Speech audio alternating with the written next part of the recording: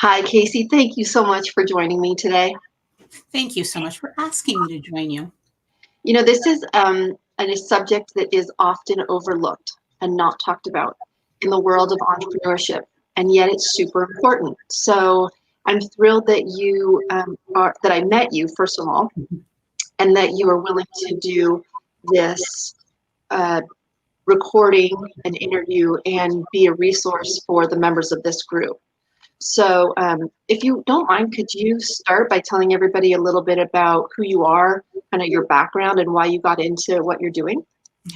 Well, I'm Kaysi Whelan, and I'm a financial service professional with a protection first passion, basically. And what that means is, although I can kind of do all the pieces of financial planning, I really believe in a sound foundation. And it kind of comes from the whole adage of Benjamin Franklin that time is money.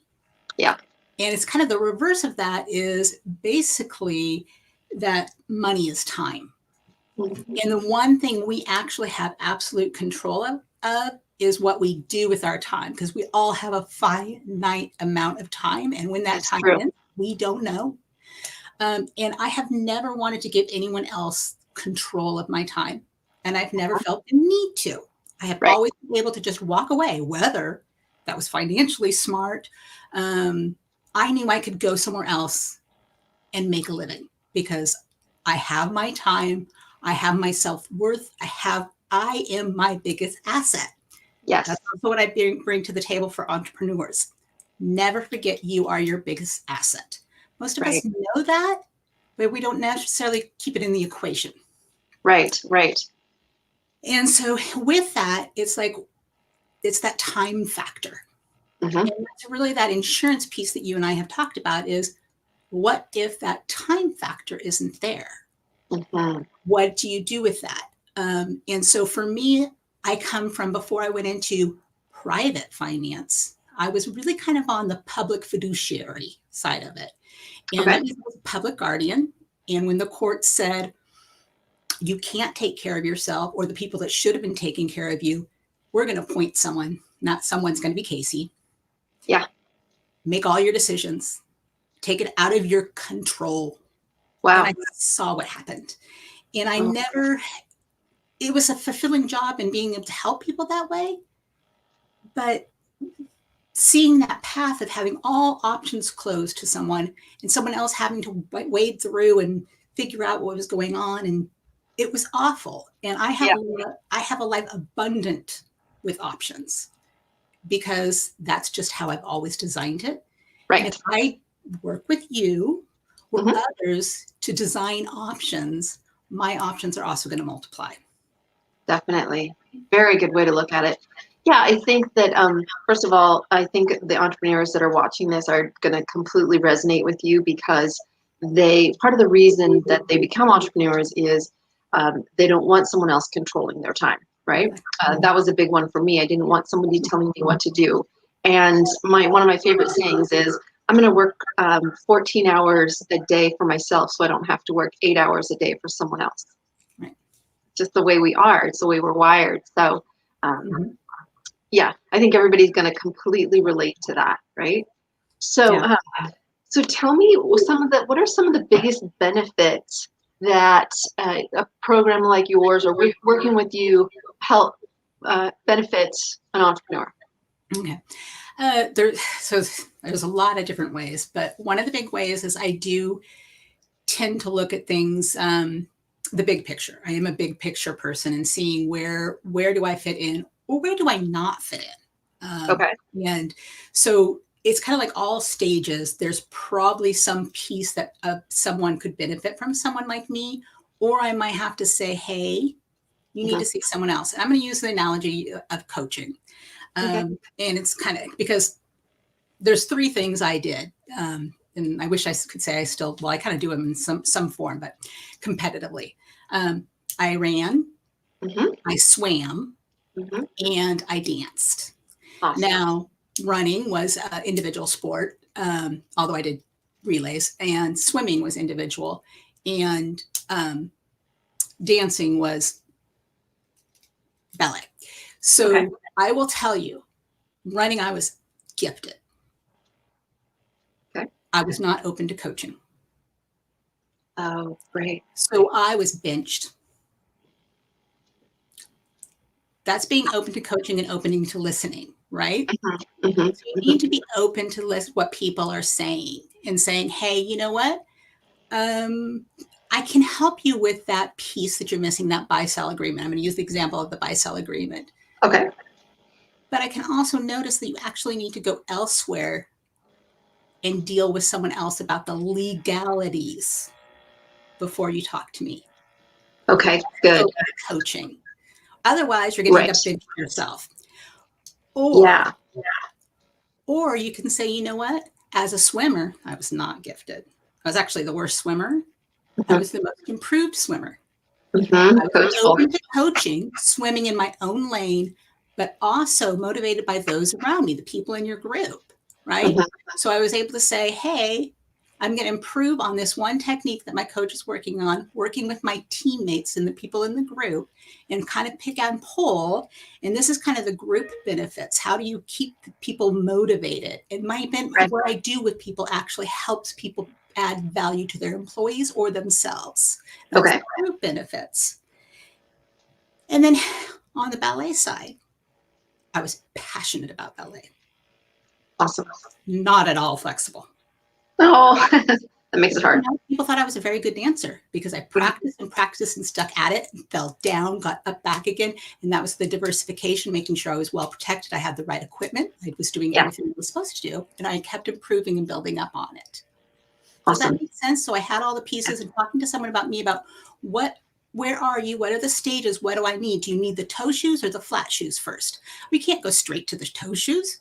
Sure. So you can get actually the correct technique and stretch enough to where actually you can do the splits. I never got good enough to be able to be in a ballet or anything like that. But so are you passionate about that? Because you're going to be better at what you're passionate at than the running that you're talented at. Right. Well, I mean, you're going to stick through the harder times if you're passionate about it, right? And in anything in life, there's going to be the harder times. There's going to be injuries. There's going to be setbacks. There's going to be rough days. So, yeah. And when there's those rough days and you've had those injuries and you're not prepared for it, or COVID hits you for 7-9 months, whatever it is, and you actually caught it, are you prepared? Right. So as that second scenario of the group benefits, how I can help, I actually just got a testimonial from a client who said, it's just a 3-people partnership. Okay. They thought they could not get benefits from anybody because they're a partnership. Oh, okay. And because they don't have the traditional employee, 3 partners all getting along. Well, guess what? If you have a partnership and you're under a certain amount and you work with someone that kind of thinks things and doesn't say, hey, you're not going to be beneficial to me. Right. It really says it's about you. Sure. How do we solve this problem? Well, there is a way we can work around that. You're a limited partnership. You're taking distributions. Yeah. We can qualify you as employees. Right on.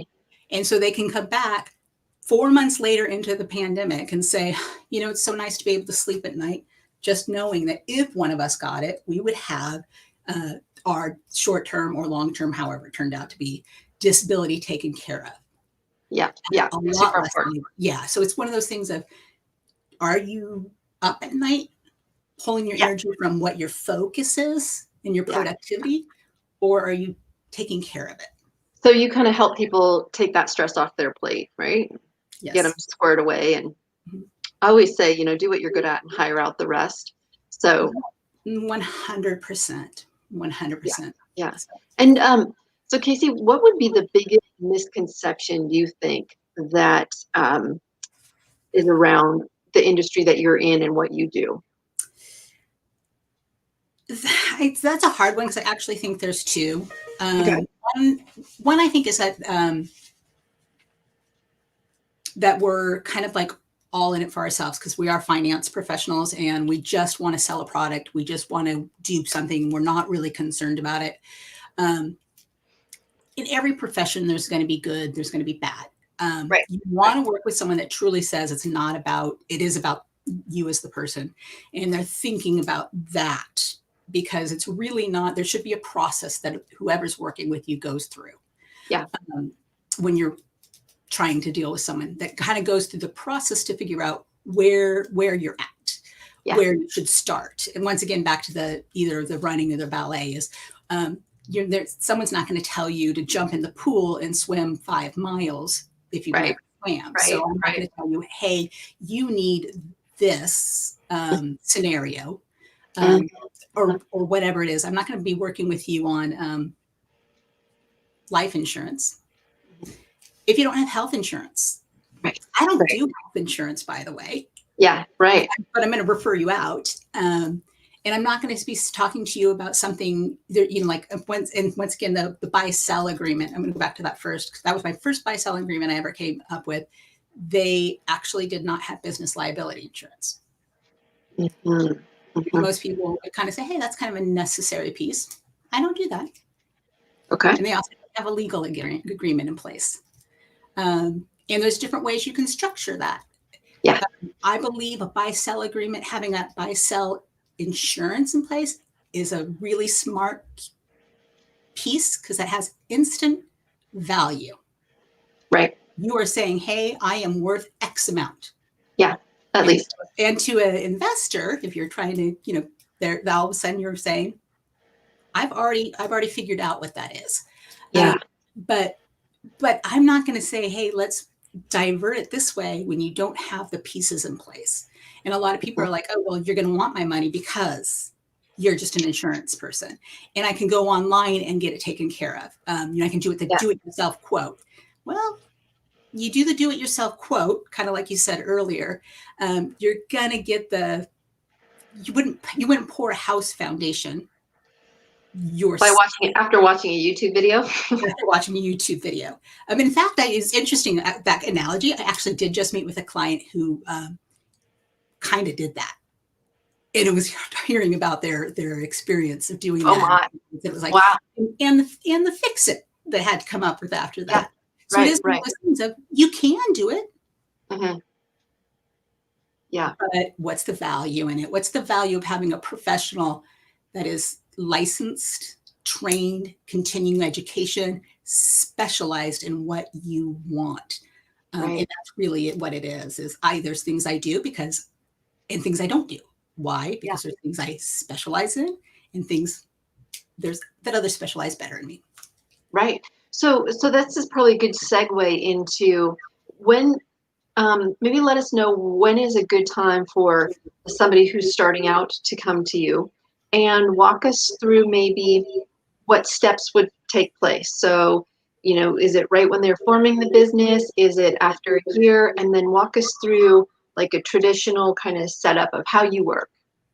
So really, for me, the first time they should talk with me is when there's something they care about, something they want to grow. Which is so probably that means so. Mm-hmm. Because usually most of us, when we decide there's a business that we want, we have a dream, there's something that we thought of, hey, this would be a really great, we're kind of making the jump of this can be something. What if I did this? Yeah. And that's kind of where I step in. What if you did do that? Right. So let's walk down. What would it look like in 6 months? What can you control during those different pieces of the time? And it starts with me, a conversation. That's all it starts with. This is who I am. This is how I work. This is what I do. There's no exchange of money, nothing like that. It's just a conversation of, this is me. This is my process. This is who I am. And I'm super open, super transparent, which kind of helps, I think, in the transfer of information. Yeah. That allows them to know whether there's any point in actually establishing a relationship. Yeah. That's really what it is about it. You want someone to be a relationship. And that's any scenario with insurance involved. And I actually believe any scenario with finances involved. You want a relationship, not a transaction. So that starts a conversation. Then from there, basically we gather information and we do kind of a discovery of what is the big picture? What are we looking at? What's the puzzle? and what puzzle pieces are missing. Can I start you with something today? Or because sometimes if you're simply in the dream phase, and Right. you're actually still employed somewhere else, Yeah. there actually may be something I can do to help it transition that phase to a little bit more smooth. I did, for example, I had a physical therapist Okay. who wanted to open a practice. Well, there was certain steps that I was involved with as far as rolling over some money, transitioning some things, taking some steps, just kind of basically easing some of the pressure of, and reminding as this process went on, you need to pay yourself first. You need to not say, oh, the money will, as soon as I start actually making money. No, right. You need to count yourself into that scenario right away.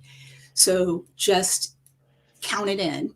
And I know that you just so when we're saying and talking to people, so just through the first 3 years, there's a phase that's going on, but we went from transition of a dream to a goal.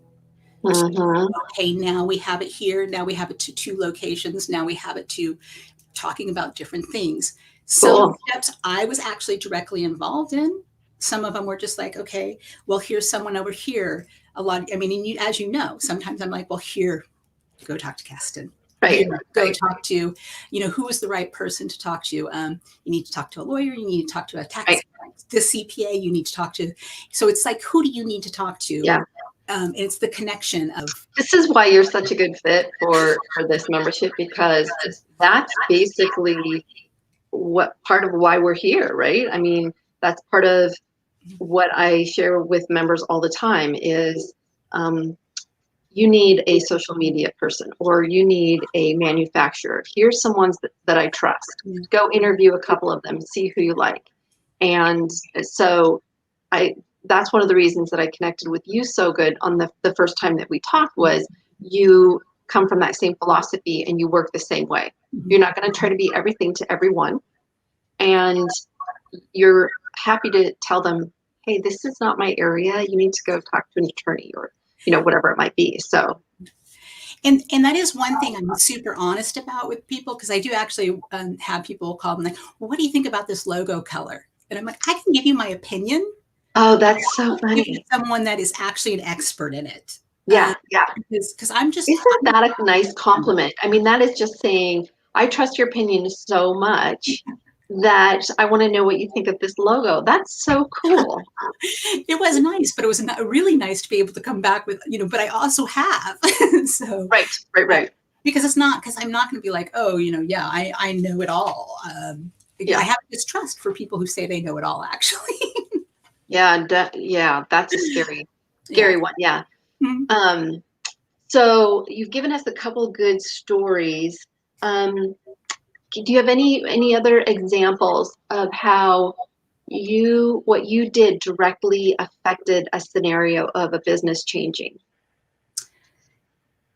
I actually will tell you a scenario where I actually wasn't involved with it.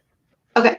And this is actually kind of one I touched on, and I actually am about to get back involved with it. And this is a scenario.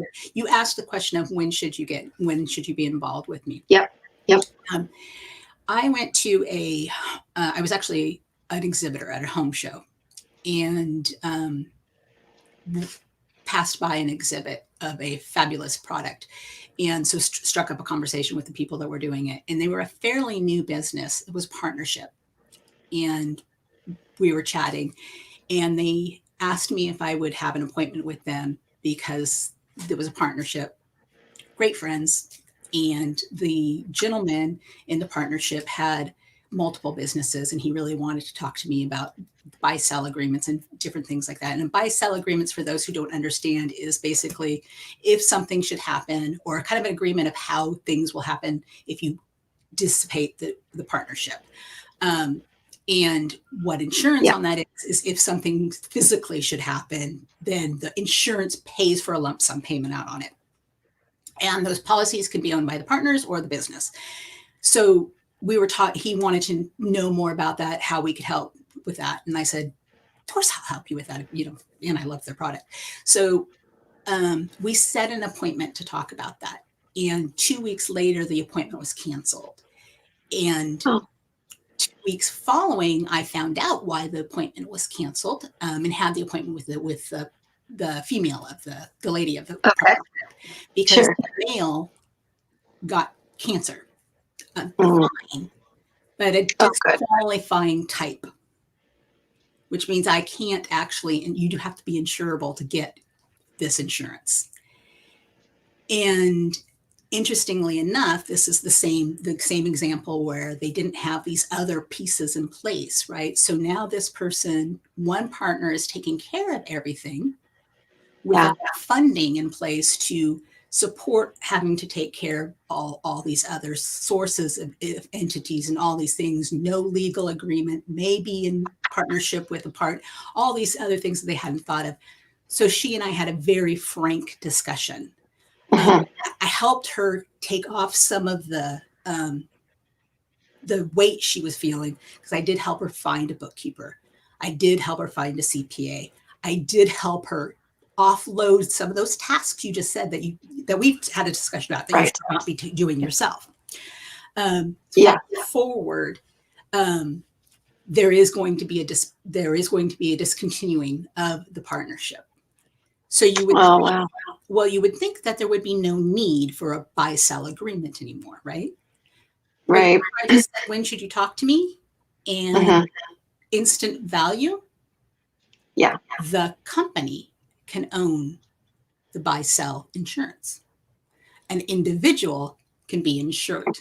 Oh. So if you are looking to have value, because think about it, Oprah Winfrey, $22 million worth of insurance on that lady. Over, I think, actually, at this point. So lots of people who really don't have anyone they need to worry about, highly insured.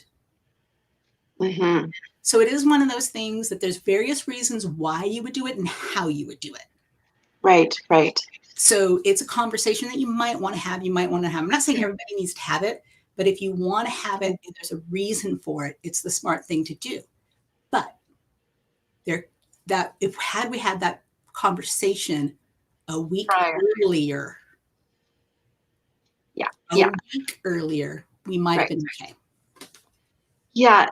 So whether somebody is in a partnership, starting a business with somebody, starting a business by themselves, they should all talk to you first. And it's free to talk to you, right?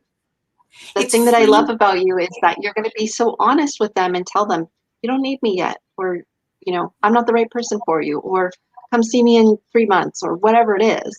And, I want people to know. So one of the things that I've always taught people when they're looking for funding, so this is a big part of funding, when you write your operation or your offering memorandum, so what you're offering equity-wise for money, the exchange. In there, you have to write a section called risk factors. And those risk factors are what the investor is agreeing to is anything that's in that risk factor list. If any of those go wrong, you're not held liable, because the investor knows that that's a risk that might happen and they're still willing to take the risk. So they sign on the dotted line, right? And I tell people, make that as long and as diverse and detailed as possible, because you just never know. And things like, well, one risk factor would be that one of the partners falls out of a tree while trying to trim a tree and dies, because that happened. And the investor was pissed because then they couldn't move forward. And the partner that was left was liable. Right. So those are some interesting, you just don't know what could happen. And you want to cover your bases as much as possible. Yeah. Yeah. Yeah. And that's when you're talking the insurance book, that's oversimplification of it. You are transferring risk. Yeah.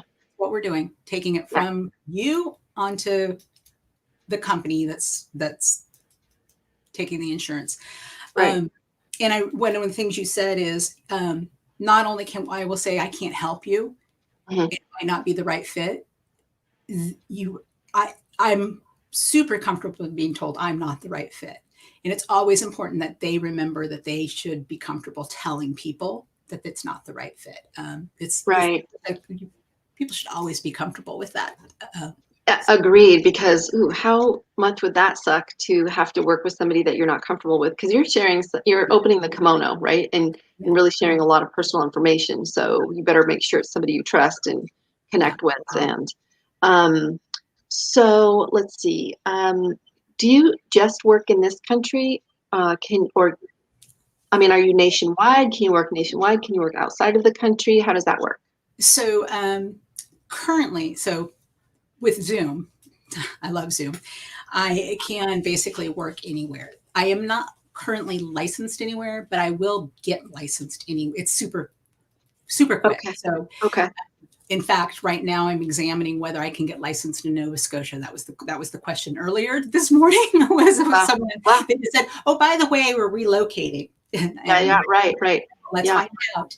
Um, it's interesting because I don't actually have any clients that don't reside in the United States. I do have them that have um, portions of business outside the United States, but Okay. they reside. They may not be citizens, but they reside within the United States.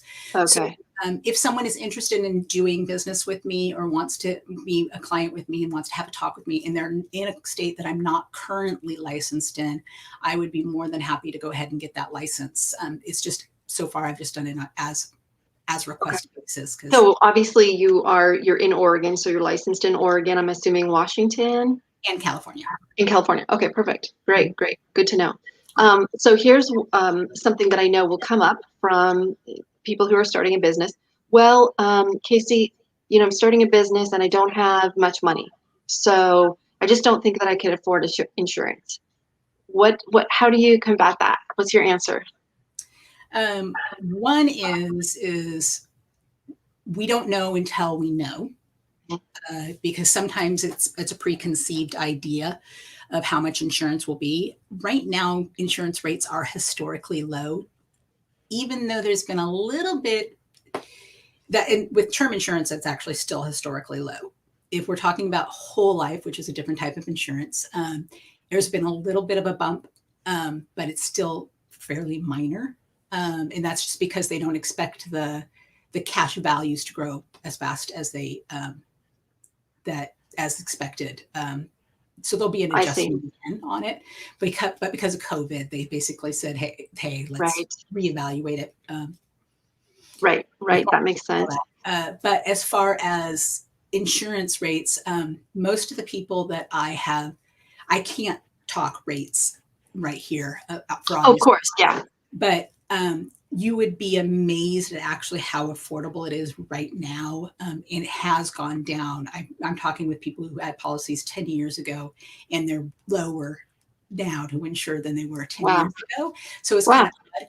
But I can tell you that it will be more expensive, most likely, if you're 5 years older, it's going to be more expensive to insure Mm, you. sure, sure, So sure. it doesn't hurt to ask Hmm. the question. Yeah, Most we can yeah. say is, hey, you can't afford it now. The other thing is there's things like convertibility, all these other factors that can roll over. There's things that there are different strategies I'm using right now in this economy than I would have in January. Yeah. Oh, yeah. Sure, Mhm. sure, sure. Do change planning based upon what's going on, and especially if you're in one of the the areas that is like in a restaurant or commission based or something like that that's really up and down. I'm not going to say, hey, let's put you in a high product. Right, right. On the reverse side, if you do have an employee that's a key employee that you're really trying to keep around, but you can't pay a bonus to, Hmm. maybe a key employee policy might be a better, more affordable route. So Interesting. on the other side, if you're telling me my budget can't handle it, it's one of those things of, well, maybe your budget might be able to handle some of these products to reduce your costs in other areas, but keep people happy. I provide education. So some of my clients are utilizing my education pieces, which don't cost any money, Yeah. to talk to their Yeah. clients. And that's a value added. And so they're Yeah. they're getting budgeting, they're getting whatever the topic is that they want to know about.